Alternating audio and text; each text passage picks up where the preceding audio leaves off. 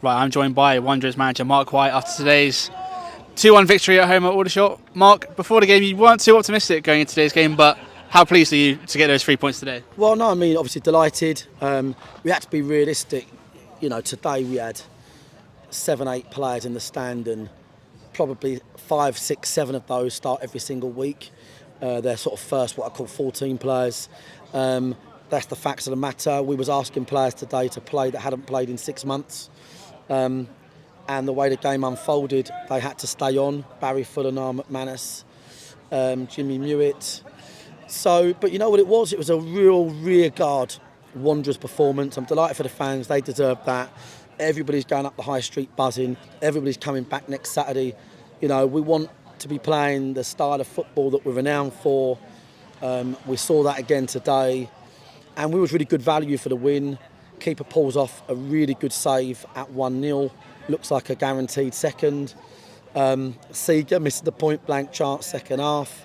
Ottaway clips the bar off the back of a brilliant move, and then keeper saves 1v1. So I thought for the large part we was comfortable, tactically astute and mentally strong.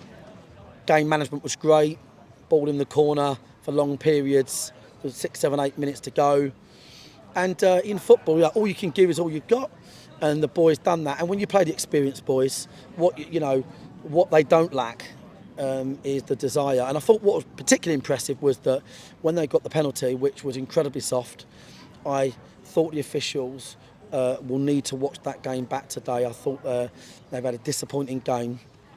But after that penalty, the response was amazing. And it really hurt us because we thought we really deserved to be in the lead, and it was easy to have visions of Bromley or Barnet and stuff, and the boys dug in. The boys at the back were great. So this is one of those days, Tom, where we're really happy. Double yellow card at the end. Moore and Pryor both got a second yellow, so they've been sent off. Doesn't need to be managed that way. Luke Moore gets a yellow card first half. Again, doesn't need to be managed that way. Harrison gets a yellow card, doesn't need to be managed that way.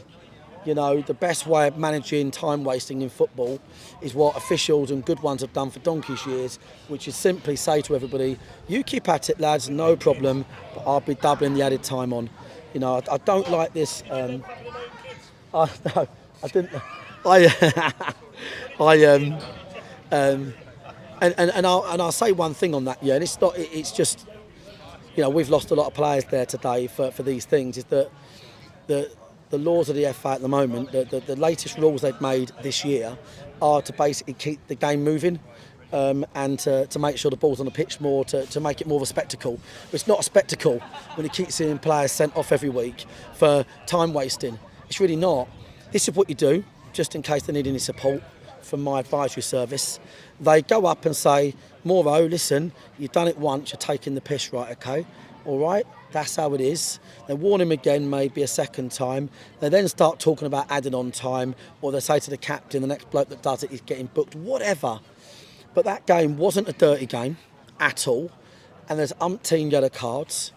And so there's a creation like now where there's way more ways to get a yellow card than ever before, but the threshold for getting suspended on them and sent off in a game are the same.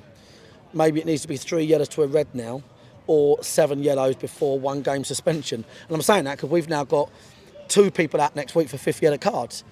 And it's just soft stuff. I just think the job of an official is to keep the game sensible and pragmatic, and that's what players and managers like. So I think me and Tommy both felt the same about that. But listen, that's my little thing, because we've lost. We're 5 men down for next week. Just from today? Just from today. So we're really, really happy, but we need to be realistic, right, okay? Is that, Dawn in the bar, she'll be playing next week at this rate. You mentioned how you've had to rely on a lot of players that haven't played a lot of football this season, the likes of Jimmy Mewett, Barry Fuller, Luke Moore, Niall McManus. Just how impressed were you with those performances, especially Jimmy Mewett has not played any minutes at all this season for Dorking? Jimmy Mewett's had no pre-season, and he's had maybe 120 match minutes out on loan. 0 pre-season, had to start the game. Briggs keeps breaking down because we have to keep rushing him back a little bit too much. McManus hasn't played in, I'm going to say, 6 months. Yeah, just a couple of substitute appearances. Really. Yeah, hasn't started a game for ages. So it was a phenomenal performance. I know the fans will appreciate it, and you know, the management team got loads right today as well, but the players got loads right. And you know, obviously you get them fannies that, you know, when you criticise the players, they, yeah, what about the manager, you know, blah blah blah. But anyone who follows this club knows we are, you know, we're a fair deal. You know, we call it as we see it. And the players today were brilliant, and there was a lot of man of the match performances. They got the game plan right, game management right. So I thought we was brilliant, and I thought we was worthy, very worthy of the 3 points. And I'm so delighted for the fans.